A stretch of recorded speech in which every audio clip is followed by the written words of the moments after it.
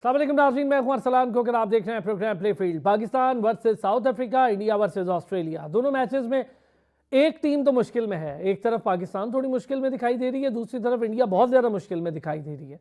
कैसे मैनेज करना है पाकिस्तान ने इस टेस्ट मैच को, क्योंकि साउथ अफ्रीका के लिए ये टेस्ट मैच जीतना बहुत ज़रूरी है। साउथ अफ्रीका ये दोनों टेस्ट मैच जीतती है तो south Africa jump on number 2, और साउथ अफ्रीका जब नंबर 2 पे जंप करेगी तो वर्ल्ड टेस्ट चैंपियनशिप का पहली बार फाइनल खेलेगी। मैं अगर पूरी वर्ल्ड टेस्ट चैंपियनशिप का जिक्र करूं तो न्यूजीलैंड की कारकर्दगी, जबकि फाइनल खेलने वाली टीमों में से है न्यूजीलैंड, और एक नहीं, ये बहुत बड़ी बात होती है कि आप वर्ल्ड टेस्ट चैंपियनशिप के फाइनल में पहुंचे, और एक बार नहीं बल्कि दो बार पहुंचे। न्यूजीलैंड की कारकर्दगी इस बार टेस्ट रिलेटेड, जो इस टेस्ट चैंपियनशिप का साल रहा, इस कैलेंडर में इतनी अच्छी मुझे नहीं लगी। हालांकि न्यूजीलैंड कोई बॉटम पे नहीं है, पाकिस्तान 7वें नंबर पे, लेकिन मैं बहुत ज़्यादा उनकी कारकर्दगी से कोई बहुत सेटिस्फाइड नहीं था। उसकी बहुत सारी रीज़न थे। अगर हम देखें रचिन रविंद्रा को, उनकी बेस पर बहुत ज़्यादा टेस्ट मैच उन्होंने खेले और उनकी परफॉर्मेंसेस को लेकर ही टेस्ट मैच के रिजल्ट्स बड़े चेंज होते दिखाई दिए। उसके बाद उनके पैचेस में बैट्समैन खेलते रहे। लेकिन अगर भारत की टीम को देखा जाए तो बहुत अच्छे तरीके से वर्ल्ड टेस्ट चैंपियनशिप भारत ने कंट्रोल की, बहुत अच्छी बैटिंग की। ऑस्ट्रेलिया ने इनको मुश्किल में थोड़ा ज़्यादा डाला, क्योंकि ऑस्ट्रेलिया मशहूर है होम सीरीज़ और टेस्ट मैच हो और ऑस्ट्रेलिया से कोई ले जाए, ये शाज़ो नादिर ही देखने में आया है। कोई ऐसा नहीं है कि ये रोज़ का काम हो। इंग्लैंड जैसी टीम जो रिवायती हरीफ कहलाती है ऑस्ट्रेलिया की, एशियस भी अगर आप स्टैट्स उठा के देखें ऑस्ट्रेलिया के अंदर जो मैचेस होते हैं उसमें तो नामुमकिन सी सूरत हाल दिखाई देती है। फिर हम ज़रा पाकिस्तान की बात करें, हम तो खैर किसी भी जंग का हिस्सा ही नहीं है इसमें, हम 7वें नंबर पे खड़े हैं। बड़ा मुझे अफसोस होता है अपने टेस्ट के रिकॉर्ड्स और स्टैट्स देखकर। ऐसी क्या रीज़न है कि हम 7वें नंबर पे आके खड़े हो गए, और ये टेस्ट मैच क्या हम बचा लेंगे, और अगर नहीं बचाते हैं तो उसकी क्या रीज़न्स होगी। बाबर आजम बड़ा रिलाय किया गया, ड्रॉप किया गया इंग्लैंड के खिलाफ मुल्तान वाले टेस्ट में, अब उन्हें दोबारा डाला गया, लेकिन परफॉर्मेंस अभी पहली इनिंग की उनकी वही, कोई स्कोर बड़ा करने में नाकाम रहे। बल्कि हमारी पूरी टीम ही, सिवाय अगर मैं कामरान गुलाम की बात करूं, उसके अलावा 54 उसने किया, बाकी कोई भी 50s में दाखिल होता हमें तो दिखाई नहीं दिया। शान मसूद की परफॉर्मेंसेस पे बहुत सवालिया निशान है। फिर ये जो बॉलिंग अटैक या बॉलिंग पेस अटैक हमारा खेल रहा है, शाहीन आफरीदी का रेस्ट करना मेरी समझ से थोड़ा बालातर है कि टेस्ट अभी जो हमारी चैम्पियंस ट्रॉफी है वो बहुत दूर है, और चैम्पियंस ट्रॉफी से इतना पहले रेस्ट कर लेना, एक टेस्ट कम से कम खेलते, एक में रेस्ट कर लेते तो एक के रिजल्ट आ जाते, हमें भी समझ आती। पर चले ज़रा एक्सपर्ट से इस पर बात करेंगे और चैम्पियंस ट्रॉफी को लेकर भी करेंगे बात। हमारे साथ मौजूद है साबिर हुसैन साहब, हमारा रेगुलर पैनल भी हैं, क्रिकेट एक्सपर्ट भी हैं, स्टैट गुरु भी हैं, बड़े ज़बरदस्त स्टैट लेकर आते हैं। ज़िशान नादिर महसूद साहब साबिक फर्स्ट क्लास क्रिकेटर हैं, बड़े शानदार क्रिकेट एक्सपर्ट हैं, हमारे साथ मौजूद हैं। डॉक्टर हफीज़ अमान साहब हमारा रेगुलर हिस्सा हैं, डॉक्टर साहब क्रिकेट एक्सपर्ट भी हैं और इंटरनेशनल अंपायर भी हैं और बहुत शानदार क्रिटिक भी हैं। बहुत शुक्रिया सर तीनों हजरात का। साबिर, ज़रा जल्दी से साउथ अफ्रीका वर्सेस पाकिस्तान, क्या देखा जी, पहली इनिंग की गेम को कैसे देख रहे हैं? तो देखिए, टॉस काफ़ी क्रूशियल था क्योंकि थोड़ी सी ओवरकास्ट कंडीशन थी, पिच में थोड़ा सा मॉइस्चर था, और किसी भी एशियन टीम के लिए थोड़ा सा मुश्किल होता है, चाहे श्रीलंका हो, पाकिस्तान हो, चाहे आप इंडिया का भी कह सकते हैं, क्योंकि इंडिया ने भी पास में स्ट्रगल किया है। हमारी अगर बात की जाए तो हम तो वैसे भी सदियों से जो है वो कहीं ना कहीं पे इन पर्टिकुलर पिचेस पे जो है साउथ अफ्रीका में, न्यूजीलैंड में, इंग्लैंड में हम लोग स्ट्रगल करते हैं। इंग्लैंड में कहीं ना कहीं जाके हम दूसरे तीसरे टेस्ट में आप थोड़ा सा हम कंडीशन को अडॉप्ट कर लेते हैं। मेरा देखिए थोड़ा सा सवाल ये है पीसीबी से कि आपको पता है कि वहाँ पे हमें टेस्ट मैचेस खेलने, जब आप एफटीपी साइन करते हैं तो कम से कम अपने स्केड्यूल में प्रैक्टिस मैचेस लाजमी डाला करें, क्योंकि आपको कम से कम इस तरह की कंडीशंस पे थोड़ा सा आप नो हाउ आपको हो जाती है, पिचेस का आपको थोड़ा सा आइडिया हो जाता है, बाउंस का थोड़ा सा आइडिया हो जाता है। साइड मैचेस बड़े ज़रूरी होते हैं, बड़े ज़रूरी होते हैं। उस्मान साहब के पहले होता था कि आप 5 मैचेस का टेस्ट मैचेस होते थे, 4 टेस्ट मैचेस होते थे, तो आप महीना पहले जाते थे टूर के लिए, तो कम से कम कंडीशंस पे भी एडजस्ट होना बड़ा इंपॉर्टेंट है, खास करके फास्ट बॉलर्स के लिए। वहाँ की ग्राउंड बड़ी यानी कि मुश्किल होती है, खास करके जब बॉलिंग करते हैं तो आपके जो पाँव होते हैं या खास कर घोड़े होते हैं वो आपके कहीं ना कहीं से स्ट्रगल करते हैं। तो देखिए, जहाँ तक पीसीबी की बात है तो पीसीबी को हमारे जो कम से कम कंट्री में इस तरह की पिचेस, तो बड़ी बातें हमने सुनी है, चाहे रवीज राजा साहब हों, चाहे पिछले चेयरमैन हो, कभी भी हम लोगों ने इस तरीके की प्रिपरेशन किसी भी टूर के लिए हमने प्रिपरेशन नहीं की। हाँ, 2014-15 में हमने किया था, जब मिसबा कप्तान था, तो हमारा एबटाबाद का आपको याद होगा कैंप लगा था, उसमें कहीं ना कहीं हमारा रिजल्ट भी अच्छा आया था। Yes. तो मगर इस टेस्ट मैच की बात करें तो देखें, पाकिस्तान ने स्टार्ट काफी अच्छा लिया था, पहला घंटा सरवाइव कर गए थे शान मसूद और साइम अयूब, मगर जिस तरीके से शान मसूद आउट हुए तो वो थोड़ा सा एक प्रॉब्लमेटिक है, क्योंकि वो इतना सीनियर बन चुके हैं, 29 की एवरेज, इतने ज्यादा टेस्ट मैचेस खेल रहे हैं, कम से कम 10-12 साल आपको हो चुके हैं टेस्ट मैचेस में डेब्यू करते हुए। तो शान मसूद से कप्तान तो है, मगर कहीं ना कहीं से उनकी लीडिंग फ्रॉम द फ्रंट जो है ना, उनकी परफॉर्मेंस काफी रिक्वायर्ड थी। जिस तरीके से आपने इंक्लूजन डाला है अपना कामरान गुलाम का, उनकी एक पॉजिटिव इंटेंट की इनिंग थी। सऊद शकील थोड़ा सा एग्रेसिवली खेल गए, बाबर आजम जिस तरीके से आउट हो रहे हैं, तो मेरे ख्याल में मैं तो हैरान हूं यार। एक बार फिर से चले इस पे थोड़ी डिटेल बात करते हैं। डॉक्टर साहब क्या कहेंगे सर? जरा मैच आपके सामने है, हालात आपके सामने है। मैच तो खैर बहुत ही इस वक्त इज़्तिराब का शिकार हो गया ज़हनी तौर पर, अगर मैं कहूँ। मैच नाजुक मोड़ से गुजर रहा है। कुछ उम्मीद लगा के बैठे थे कि आज सुबह के पहले घंटे में कुछ फेवरेबल कंडीशंस होंगी और फास्ट बॉलर ऊपर से आउट करने की कोशिश करेंगे, शायद 2-4 विकेटें गिर गई तो प्रेशर पड़ जाएगा और होपफुली हम उनको 250 से नीचे, यानी कि विद इन इसी स्कोर जो हमने किया उसके अंदर अंदर पकड़ लेंगे। लेकिन खैर वो तो ख्वाब हुआ। तो अब फिलहाल तो एक ही विकेट हासिल कर सकने, अभी तक तो कामयाब हुए हम, देखे आगे चल के क्या होता है। तो कल जो हम बात कर रहे थे सर, उसमें प्रॉब्लम वही था कि देखिए अब इस वक्त आपको किस चीज़ की कमी दरपेश है। अगर आपके ऊपर के पेसर्स नहीं विकेट ले रहे तो आपने आमिर जमाल को भी काफ़ी लेट लगाया। पहली बात तो मैं तो खैर उनके इंक्लूजन की हक में नहीं था, क्योंकि आप एक ऐसे ऑलराउंडर को खिला रहे हैं जिसका बैट बॉल दोनों मशकूक है, और उसकी जगह पर आप उसको कुर्बान किसको कर रहे हैं? पूरे बॉलर को कर रहे हैं या पूरे बैट्समैन को कर रहे हैं? पूरे बॉलर से मुराद मेरी ये है, अपने मीर हमजा को कुर्बान किया जो कि प्रूवन है और वाहिद बॉलर है इन कंडीशन में पाकिस्तान में इस वक्त, कम से कम जो बॉल को ये दोनों कंडीशन तरफ उसको शेप सूट करना करती हैं, उस पे जानता है। स्विंग करता हो। बार बार हम बात कर रहे हैं कि दोनों तरफ बॉल को शेप करना जानता है, और उसने प्रूव किया है पिछले स्पेशली ऑस्ट्रेलिया की सीरीज में भी। उसको हम हमेशा सेकंड टियर में रखते हैं कि जब टेस्ट हार जाएंगे तो फिर हम उसको दूसरा या तीसरा टेस्ट खिलाएंगे। ऐसा क्यों है?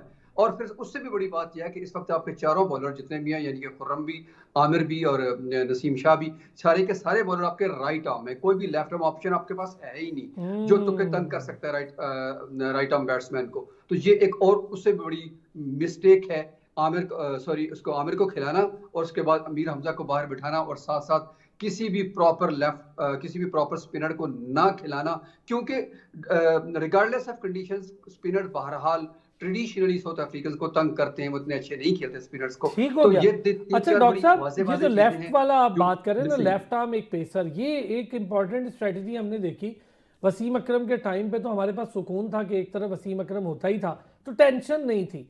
वसीम अकरम के जाने के बाद हमने इसमें थोड़ी जी बिल्कुल यही एलिमेंट मैं अर्ज कर रहा हूँ कि बिल्कुल हमने मिसिंग एलिमेंट है हमारा। और सबसे इंपॉर्टेंट चीज यही है कि वो बंदा जो आपको प्रूव कर चुका है आपके सामने, वो आपको विकेट्स भी लेके दे चुका है, टेस्ट मैच में अच्छी परफॉर्मेंस भी दे चुका है, तो फिर उसको आप सेकंड टियर में क्यों रखते हैं? वो उधर ही बैठा रह जाता है और बाहर से आप कभी मोहम्मद अली को लाके खिला देते हैं। मतलब आप not against anybody. Sir bench, मेरा ख्याल है बेंच बड़ी सख्त, बेंच बड़ी ठंडी होगी, वहां पर बेंच गर्म करने के लिए उन्होंने बिठाया होगा उसको। जिशान भाई क्या कहेंगे आप? मेरा ख्याल है इस काम के लिए सिर्फ मीर हमजा ही रह गया है कि मुझे तो यही लगता है। तो 2-3 प्लेयर है सर, 2-3 प्लेयर है, 2-3 प्लेयर है डॉक्टर साहब जिनको यही काम पे रखा है हमने। अच्छा नादिर भाई, जिशान भाई क्या कहेंगे सर? बॉलिंग स्पेशलिस्ट हैं, आप खुद बॉलर थे, ये बताएं इस वक्त मीर हमजा को डालना चाहिए था, हमने उसको बाहर बिठा दिया है, फिर आमिर जमाल की इंडक्शन कैसे देख रहे हैं? देखिए अरसलान भाई, क्या कहते हैं, डॉक्टर साहब ने बहुत जबरदस्त बात की कि आप मीर हमजा को हमेशा सेकंड चॉइस पे रखते हैं। यही काम आपने साजिद खान के साथ रखा हुआ है। ऑस्ट्रेलिया में वो आपको अच्छी परफॉर्मेंस देते हैं, आप बांग्लादेश के खिलाफ बाहर बिठाते हैं, इंग्लैंड के खिलाफ वो टेस्ट में सीरीज जितवाते हैं, और साउथ अफ्रीका में आपने उसको सिलेक्ट ही नहीं किया। फिर आपने सिर्फ एक स्पिनर सिलेक्ट किया और उसको भी नहीं खिलाया। बहुत जबरदस्त इन्होंने बात की कि आमिर जमाल को अगर आपने खिलाना था तो फिर उसको पूरा यूज तो करें। आप आज 90 ओवर के बाद उसको पहला ओवर करवा रहे हैं। मतलब ये सेंस क्या प्रिवेल कर रही है यहाँ पे कि आपने क्या सिलेक्शन की है? मीर हमजा आपने बाहर बिठाया हुआ है। मुझे वसीम जूनियर का नहीं पता कि इस वक्त उसकी क्या कंडीशन है, लेकिन आप 2023 का वर्ल्ड कप देखें, अपने पहले 3 मैच देखें, वहां पे शाहीन अफरीदी और नसीम शाह की बॉलिंग देखे, कितनी थकी हुई बॉलिंग थी। और जब वो इंक्लूड होते मैच में, आई गेस साउथ अफ्रीका के खिलाफ मैच था, उन्होंने 3 आउट किए और पाकिस्तान की बॉलिंग टेक ऑफ कर गई। प्रॉब्लम ये है कि मैं हमेशा, अगर आप मेरे वीलॉग्स भी देखते हैं तो मैं यही बताता हूँ कि आप प्लेयर को बनाते नहीं है, आप प्लेयर को बना के खराब करते हैं। आपने इमामुल हक को बना के खराब किया, बाहर बिठाया हुआ है। आपने अहमद शहजाद को बना के बाहर बिठाया हुआ है। आपने फखर जमान को बना के बाहर बिठाया हुआ है। देखिए, जब प्लेयर इतना खेल जाता है तो थोड़ा सा उसमें कॉन्फिडेंस बिल्डअप होता है, थोड़ा सा उसकी जो है वो एटीट्यूड में प्रॉब्लम आता है, ये नेचुरल है। तो हमने उसको कैरी करना होता है, और इतना बड़ा बोर्ड है, इतना बड़ा सिस्टम है, उसको आप कैरी करके चलें अगर वो आपके लिए फायदेमंद है। अगर आपके लिए वो फायदेमंद नहीं है तो ना उसका एटीट्यूड होगा, ना उसके नखरे होंगे, वो खुद ही साइडलाइन हो जाएगा। तो अगर फखर समझ जमान ने कोई रहा हूं। बात, आप अब्दुल्ला शफीक की भी बात कर सकते हैं। मुझे एक ब्रेक लेनी है, मैं वापस आता हूं। ये जो हम प्लेयर्स का जिक्र कर रहे हैं, इन सारे प्लेयर्स में से इस वक्त हम ये देखना चाह रहे हैं कि यार हमारा मिडिल ऑर्डर क्या हो सकता है, क्या होता है, रोल क्या है मिडिल ऑर्डर का। एक प्लेयर मिडिल ऑर्डर में स्कोर कर दे तो ठीक, एक भी ना करे तो शायद हमारा 100 भी ना हो। ये टेस्ट मैच खेल रहे हैं हम, इसीलिए इस वर्ल्ड टेस्ट चैंपियनशिप में हम 7वीं 8वीं पोजीशन, 8वीं के लिए बल्कि जंग लड़ रहे हैं। अगर हम खुदा न खास्ता ये सीरीज कोई गलत रिजल्ट्स आ जाते हैं। वापस आता हूँ, ब्रेक से इस पे बात करते हैं। वेलकम बैक जी। साबिर, ये स्ट्रगल, सर्वाइव और फाइट, ये 3 अलग अलग एलिमेंट, मैं सईद अनवर का भी ऑफ द रिकॉर्ड जिक्र कर रहा था।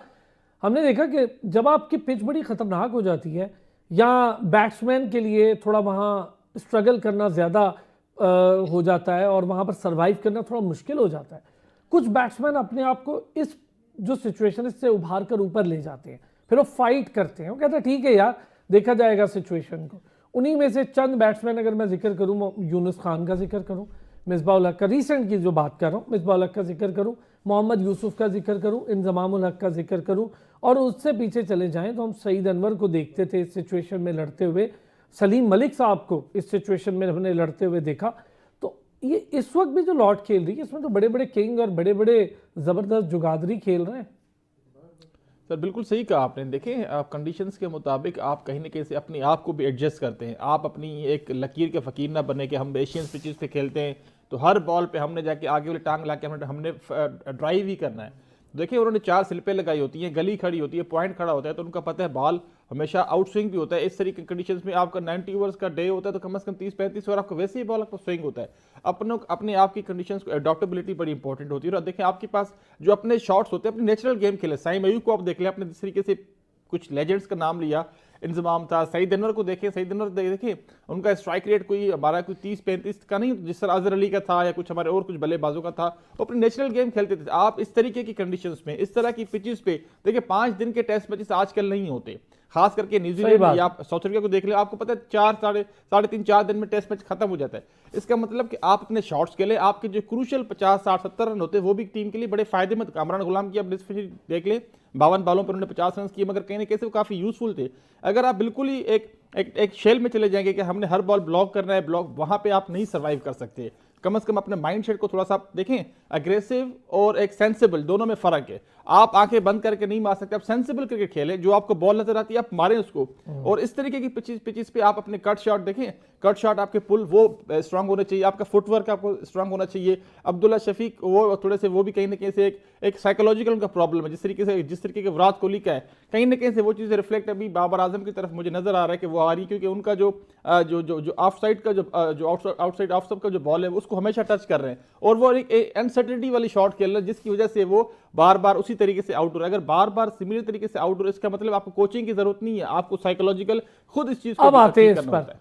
जिशान भाई, कॉन्स्टेस, मैं सैम कॉन्स्टेस की बात करूंगा। बॉक्सिंग डे पर उसका डेब्यू हो रहा है। बॉक्सिंग डे टेस्ट हमेशा से बड़ा क्रूशल रहा है, बहुत मुश्किल सिचुएशन हो जाती है, ऑस्ट्रेलिया लड़ जाता है।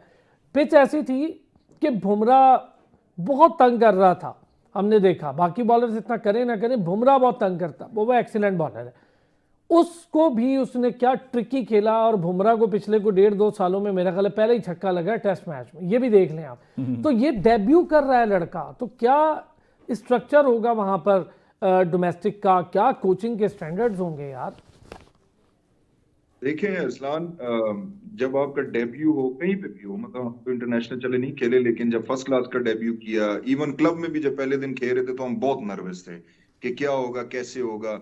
फिर आपके पास 91,000 का क्राउड बैठा हो, बॉक्सिंग डे का मैच हो, आप डेब्यू कर रहे हो, 19 साल आपकी उम्र है, तो आप क्या एक्सपेक्ट कर सकते हैं। मतलब मैं भी जब मैच देख रहा था तो चौथा बॉल जब उन्होंने खेला तो मैं भी हैरान हो गया और सारे हंसना शुरू हो गए तो थोड़ा सा हमें लगा कि यार ये क्या कर रहा है। लेकिन ये होता है कि आप इस पर रिस्क लेते हो, आपका डेब्यू था, उसकी वजह से अगर आप देखें तो उस्मान ख्वाजा पिछले दोनों तीनों टेस्ट मैच में स्कोर नहीं कर रहे थे, लेकिन जैसे वो खेले उसकी वजह से उनको भी कॉन्फिडेंस मिला कि उन्होंने उनकी लाइन और लेंथ खराब कर दी बॉलर्स की।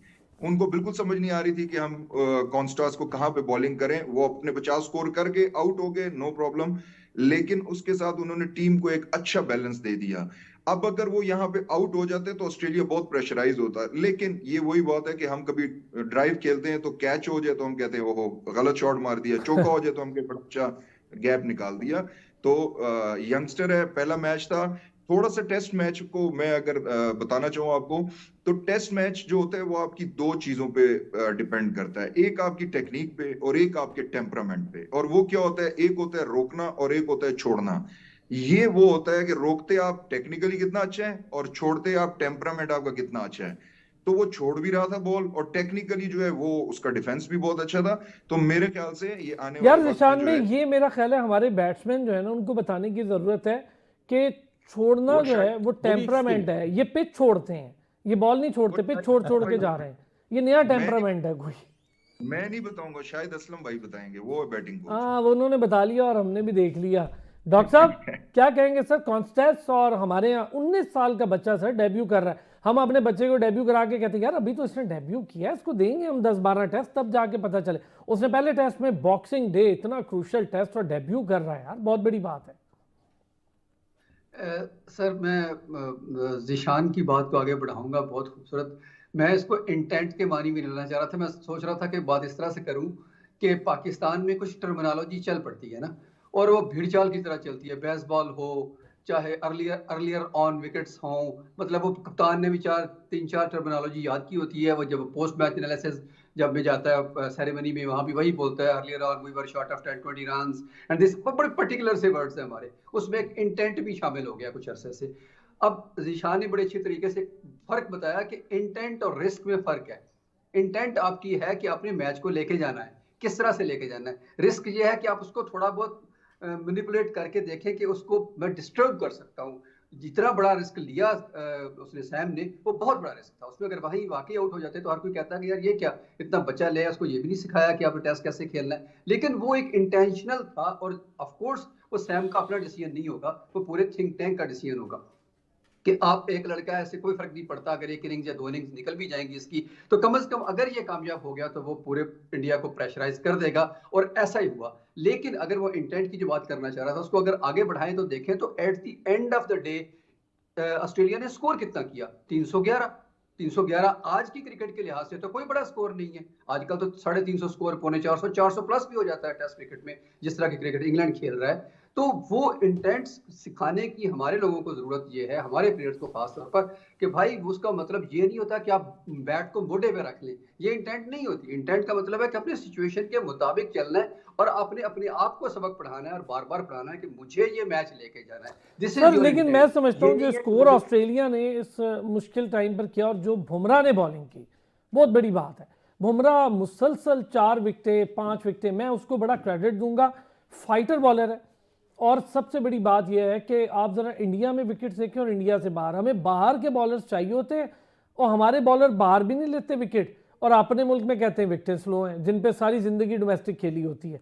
कुछ कहना चाह रहे थे साबिर, मुझे जरा विराट कोहली और कॉन्स्टेंस वाला इंसिडेंट उस पर भी बात करनी है। जी सर, बुमराह ने इनफैक्ट जो कल जो आखिरी सेशन था, इनफैक्ट तीसरा सेशन टी का, उसके बाद उन्होंने वो वापस लेके आए थे जिस तरीके का उनका स्पेल था। अदरवाइज जिस तरीके से ऑस्ट्रेलिया ने शुरुआत की, जी तो उन्हें बॉलिंग सर देखिए, उनकी बॉलिंग की वजह से ही कल काफी स्कोर रुक गया, वरना इनका स्कोर अच्छा खासा और हो जाता है। मगर आज सर लेकिन 474 बहुत बड़ा स्कोर है वैसे, और अभी उस स्मिथ की वजह से। हाँ सर देखे ना, वो इंडिया को मुश्किल में भी डाला हुआ है ना उन्होंने, वो भी ऑस्ट्रेलिया है फिर। जी अच्छा जिशान, शॉर्ट सा एक जवाब। मैं ऑस्ट्रेलिया के सेटअप पे बात करूं ना, तो ये 19 साल 18 साल ये फिगर्स हमें नहीं नजर आते, बड़ी मुश्किल से कोई आता है। और बहुत बड़ी बात है कि ऑस्ट्रेलिया अगर किसी को चुन के लाए और इतने इंपॉर्टेंट टेस्ट पे ओपन करा रहे हैं, इतने इंपॉर्टेंट टेस्ट पे, मतलब आप देखें डेविड वार्नर की जगह लेने आ रहा है एक लड़का इतने इंपॉर्टेंट टेस्ट पे, तो ये बहुत बड़ी बात है। जी बिल्कुल, देखें वार्नर ने जब रिटायरमेंट ली है तो डेफिनेटली आप ट्राई करेंगे कुछ ओपनर जिनको जो उनकी जगह ले सके। मैक्स विनी, आई बिलीव उनका नाम, मुझे थोड़ा सा नाम लेने में शायद गलती हो, उनको भी ट्राई किया, उनकी भी टेक्निक अच्छी है, मतलब वो काफी उन्होंने विकेट पे स्टे किया, लेकिन ऑब्वियसली इतना बड़ा सेटअप जो होता है इंटरनेशनल एरिना में जब आप खेलते हो, और वो भी आप बुमराह जैसे बॉलर्स के अगेंस्ट इंडिया के खिलाफ खेलते हो, तो कभी कभी बंदा जो है वो अच्छा नहीं भी खेलता। लेकिन वो जाहिर है वो एक ट्रांजिशन का पीरियड है उनका, वो चेक करते जाएंगे कि कौन सा अच्छा जो है वो एडजस्ट कर जाएगा। अभी उन्होंने कॉन्स्टास को भी खिलाया, लेकिन कॉन्स्टास की बैटिंग, ये याद रखें कि उनकी वो बैटिंग जो है वो टेस्ट वाली बैटिंग नहीं थी। अगर ठीक उन्होंने है, मैं 60 अग्री। सही कह रहे हैं। जी, तो ये हमें सेकंड इनिंग्स में देखना पड़ेगा कि वो कैसा खेलते हैं। पहली दफा तो हो गया, वो जो होना था वो हो गया। थोड़ा सा मैं इंडिया को भी वो देखूंगा, अगर अगर आप अभी भी देखें तो उनके तकरीबन 100 प्लस शायद ओवर हो चुके हैं, और उन्होंने शॉर्ट बॉल नहीं कराया। 90 ओवर्स के बाद जाके उन्होंने शॉर्ट बॉल जो है वो थोड़ा सा किया, जिसके ऊपर थोड़ा सा बैट्समैनों ने शॉर्ट भी खेलने की कोशिश की। दैट मीन्स कि अगर सिर्फ बुमराह, अगर आप सिराज को देखें, उन्होंने तो वाइड बॉल्स किए, ओवर द हेड जो है वो बहुत ही ज्यादा हाइट लेके उन्होंने बॉल किए, उसका कोई फायदा नहीं है। लेकिन अगर आप कंपैरेटिवली पाकिस्तान को भी देखें, तो अगर आप इस हाँ, तरह वैसे सिराज का तो एग्रेशन शोएब अख्तर वाला है, बॉलिंग आरपी सिंह वाली है, वो तो मैं बड़ा ही हैरान होता हूँ। वो बेचारे का पता नहीं किस चीज का एग्रेशन है, बिल्कुल ही बेकार एग्रेशन है, जिसमें वो कुछ कर भी नहीं सकता उससे। अच्छा जी, एक ब्रेक की तरफ, sir break break break break, लेकिन ब्रेक से जब हम वापस आएंगे जरा बात करेंगे बॉलर्स की, और बात करूंगा विराट कोहली वाले उस इंसिडेंट की। ये हुआ क्या है और ये हुआ क्यों है? इतना सीनियर प्लेयर है, पूरी दुनिया में विराट कोहली को बड़ा रिस्पेक्ट से देखा जाता है, और एवरीबडी सेड के जी बड़े अच्छे ह्यूमन हैं, बड़ा ज़बरदस्त, वो जूनियर्स के साथ बहुत अच्छा रहते हैं, नज़र भी आ रहा होता है, हमें पता भी है पाकिस्तान के बहुत सारे क्रिकेटर्स के साथ उनकी बड़ी अच्छी दोस्ती आ रही है। लेकिन जब कोई नया प्लेयर आता है और वो आपसे आउट नहीं हो रहा होता, तो एक टेक्निक होती है कि उसको थोड़ा सा डिस्टर्ब करना होता है, लेकिन ये नहीं करना होता कि अपनी रिस्पेक्ट ही ख़त्म करा लें डिस्टर्ब करने के चक्कर में, गैर ज़रूरी तौर पर दूर से चलते हुए पिच की तरफ मूव करते हुए आए। सबने देखा 20% जुर्माना लगा मैच फीस का, हैरान हूँ मैं। रबादा पर पाबंदियाँ लगती हैं, हमारे आसिफ पर पाबंदियाँ लगा रहे होते, और यहाँ पर सिर्फ 20% जुर्माना। तो क्रिकेट को ख़राब करना, वो जो इंग्लिश अखबार ने लिखा है ना, इंग्लिश जरीदे ने, कि तबाह कर रहा है इंडिया क्रिकेट को, तो गलत नहीं है। वापस आते हैं, वेलकम बैक जी। साबिर, लंबी चौड़ी बात नहीं करेंगे, पहले बात करेंगे विराट कोहली वाले इंसिडेंट की। बताएं सर, कैसे देखा इस इंसिडेंट को? सर काफ़ी अनफॉर्चुनेट है जिस तरीके का विराट कोहली का एक नाम है पूरी दुनिया में, जिस तरीके का लोग उनको आइडियलाइज करते हैं, और सिर्फ इंडिया से नहीं, हर कंट्री से जितने भी यंगस्टर्स हैं, खास करके क्रिकेट को छोड़ के बाकी स्पोर्ट्स के लवर हैं, सारे विराट कोहली एक बड़ा, एक मैं कहता हूँ सेलिब्रिटी इंडोर्समेंट है, तो उनको इस तरीके का बिहेवियर नहीं करना चाहिए था। देखिए, हमें पता है कि वो अग्रेसिव हैं, वर्बली आप कर सकते हैं, एक डिस्टर्ब कर सकते हैं कहीं ना कहीं से बल्लेबाजों को या बैट्समैनों को, बॉलर्स को, मगर जिस तरीके से यंगस्टर्स के पास आप एक इंटेंशनली जाके उनको आप हिट करते हैं, तो ये कहीं ना कहीं से एक अनफॉर्चुनेटली इस तरीके का बिहेवियर मैं नहीं समझता कि विराट कोहली किसी भी क्रिकेटर को। लेकिन क्या अच्छा बिहेवियर उस्मान ख्वाजा ने उस वक्त, और क्या हाँ, रोल प्ले किया आपने देखा, इसको कहते हैं यार विराट कोहली के ऊपर हाथ रखा, और उनको इनफेक्ट उनको दोनों को समझाया कि यार सही बात नहीं है। और देखिए, पास की आपने बात की, जिस तरह रबादा की आपने बात की, रबादा ने भी आई थिंक ऑस्ट्रेलिया के अंदर ही विकेट लेके 3-4 दफा अग्रेसिवनेस शो की थी, उन्होंने हिट नहीं किया था, मगर उनके ऊपर बैन लग गया। तो ये कहीं ना कहीं से बीसीसीआई को, इंडियन क्रिकेटर्स को फेवर दी जा रही है। अभी तो इंग्लिश अखबारें लिख रही हैं ना कि पूरी क्रिकेट तबाह कर रहे हैं। जिशान भाई, कैसे देख रहे हैं सर बतौर क्रिकेटर इस वाले एक्ट को? देखिए अरसलान भाई, अगर आप मुझे थोड़ा बहुत जानते हैं तो मैं बहुत ही खतरनाक किस्म का प्लेयर था, ठीक है।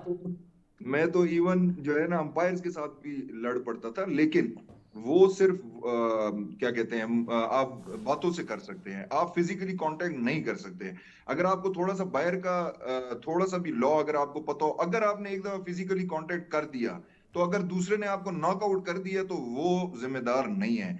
तो यहाँ पे शायद यही प्रॉब्लम हुई थी शायद यूनुस भाई के साथ भी, जब उन्होंने क्लार्क को जो है वो हाथ लगाया, और उसने जो है हाथ पूरा उसका जो है वो झड़का था, क्योंकि आप फिजिकली कांटेक्ट नहीं कर सकते। फिर अगर आप देखें विराट कोहली, अगर आपसे एक प्लेयर आउट नहीं हो रहा, उसने आपका सारा प्लान डिस्टर्ब कर दिया, तो आप उसको साइकोलॉजिकली उसको अच्छा, वैसे मैं समझता हूँ यार, आपके पास भी बैट है ना, जाएं बैट से जवाब दें भाई।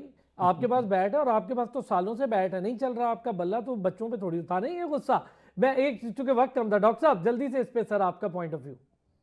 सर मेरा ख्याल है कि उसमें जो बॉलिंग को डिस्टर्ब किया सैम ने, वो तो एक सेपरेट स्टोरी है, लेकिन विराट की अपनी फ्रस्ट्रेशन नजर आ रही है। बेसिकली वो बैट से उनसे खुद परफॉर्म नहीं हो रहा, जिसकी वो फ्रस्ट्रेशन निकालने के लिए, गुस्सा निकालने के लिए कोई रास्ता अख्तियार कर रहे हैं, और ऊपर से बॉलरों की पिटाई शुरू हो गई है। इंडिया नीचे लग गया है, टेस्ट सीरीज इस वक्त जाती नजर आ रही है उनको। तो वो उनकी फ्रस्ट्रेशन थी। हाँ, उन्होंने गलत तरीके से निकाली, तो बैट से ही निकालनी चाहिए उनको, मेरा नहीं ख्याल के शोल्डर से रब करके, और वो भी यंगस्टर को।